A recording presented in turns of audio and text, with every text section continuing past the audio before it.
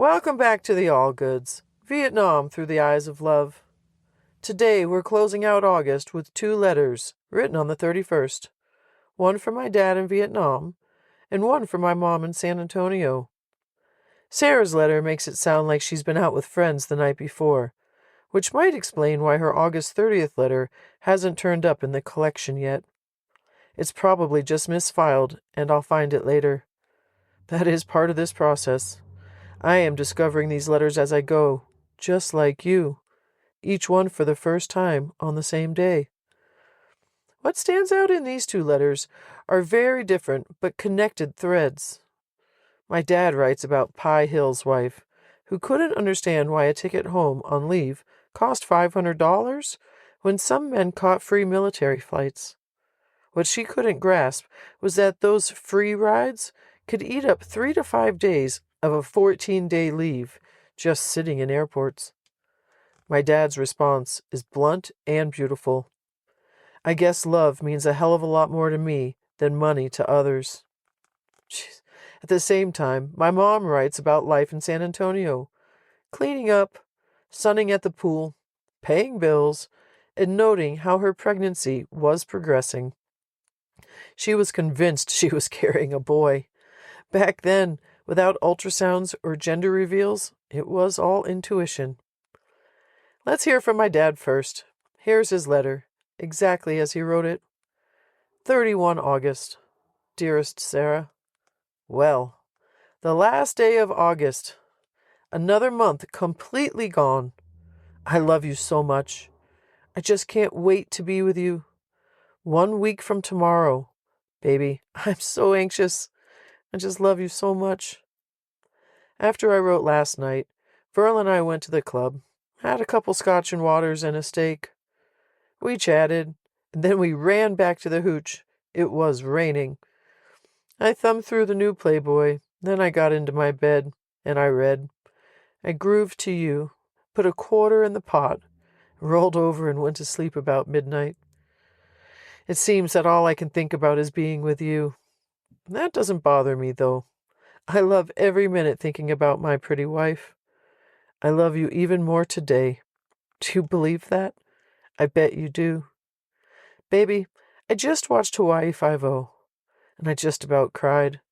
It was a regular shoot 'em up, but all I could think about was the 2 of us being there in a week. I love you so.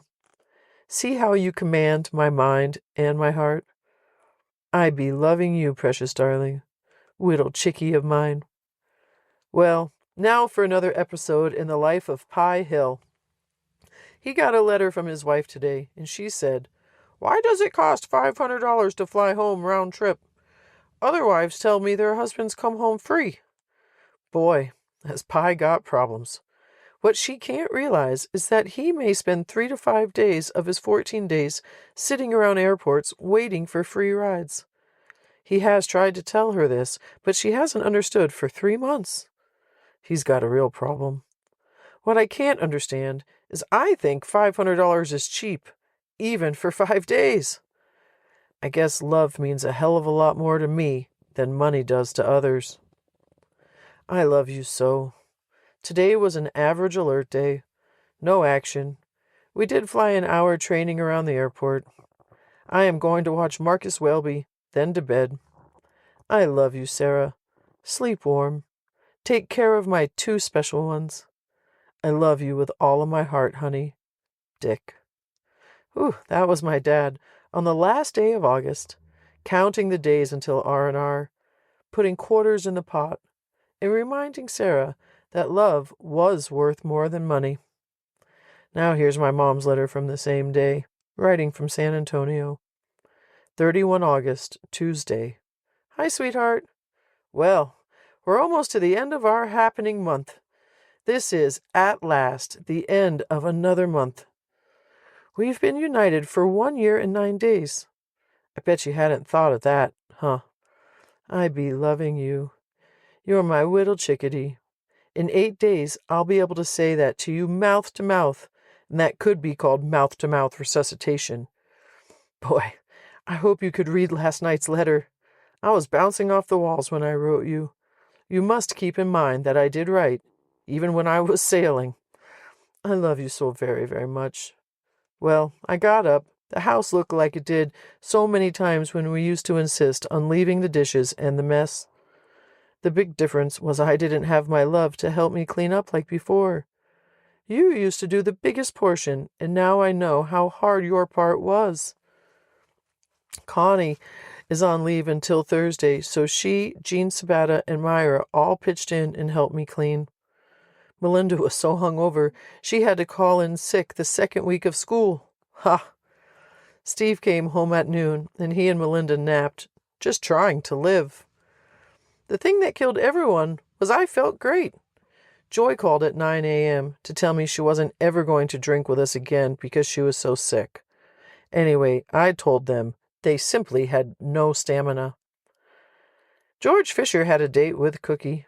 They came by because George wanted to get a picture of me pregnant. I told him he'd have to wait because I looked so bad today. I just got home from the pool and I washed my hair.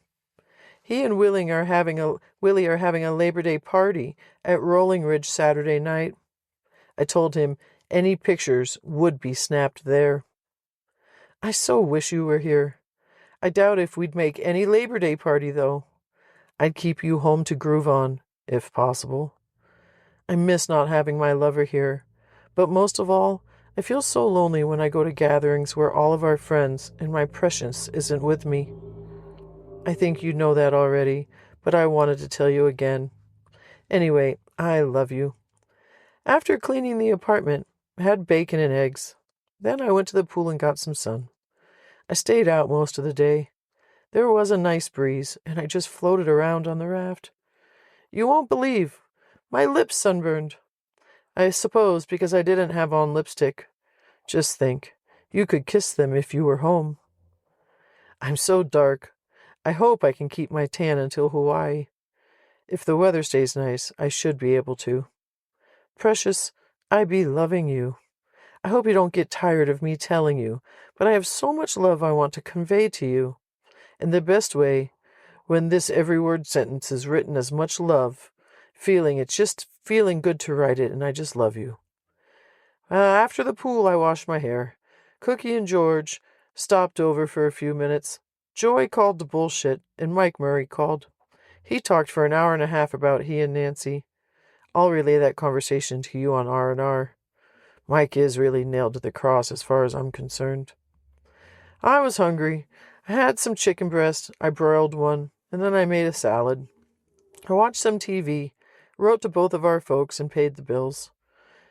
Now I'll tell you about the checks. I wrote a rent check for $150, telephone $52.72, car payment $60. Sweetheart, if I confuse you on any of these checks, just tell me, okay? All right, darling. I'd like to go ahead and get the car payment out of the way, too. Oh, did I tell you Joe and Jean had the oil changed and the filter while I was in Miami? That was their thank you for letting them use it while I was out of town. I thought that was so nice. I just couldn't remember if I had told you. I never know what I tell my love. Sometimes I forget what I tell you, but I never ever forget my I love yous. I'm now doing my favorite thing of the day, talking to my lover. I'm going to put a quarter in the pot and call it a day. I want to dream of my darling.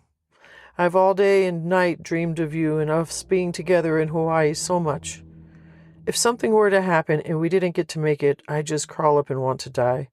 Well, not really, but you can bet your sweet ass that the thought would cross my mind. I never want to die unless it's with you. But the figure of speech gets my feelings across. Now, my beloved, I'm going to get my thoughts together so I can dwell upon my handsome husband. Oh, the little one is getting stronger and is moving. He doesn't move as often, but harder when he does. He probably shares his daddy's strength. You're going to feel him soon. Baby, I love you so very, very, very much. Forever and always. Sarah. Oh man, that was my mom on August 31st, 1971. The last day of the month. The last letters before the first day of September. On one side of the world, my dad is watching Hawaii Five-0, writing about Pie Hill's troubles, and reminding Sarah that for him, love is worth more than money.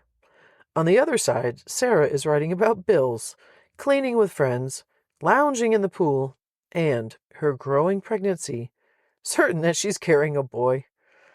Together, their letters close out the month with humor, longing, and a shared countdown, just days away from reuniting in Hawaii.